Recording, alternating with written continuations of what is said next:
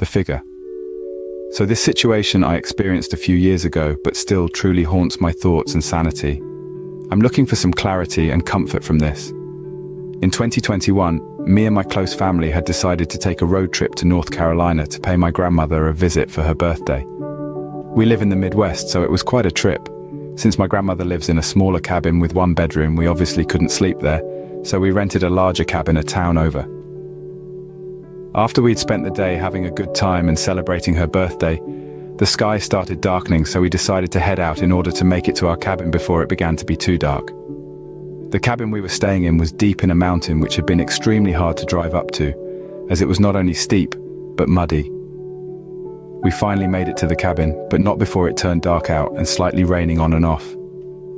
From the moment I stepped inside, I felt a gross and off-putting feeling, but I'd just blamed that on the dark atmosphere in the mountains. The clock was ticking, and everyone had been getting ready to sleep. I was stuck with having to sleep on the floor whilst the rest slept in beds. I could hardly attempt to even sleep due to the inability to get comfortable.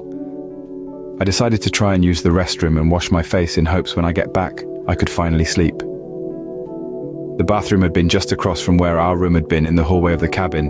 The cabin was dark and silent. I snuck into the bathroom, washed my face, and headed back to the room. Once I stepped in, I turned around to shut the door behind me. Something stopped me. I stood there, hands still on the doorknob and eyes gazing up. What stood in the doorway was a large and thin being with an abnormally large head. This figure was not human whatsoever. The proportions were off. The waist was too skinny, and the ribs too wide.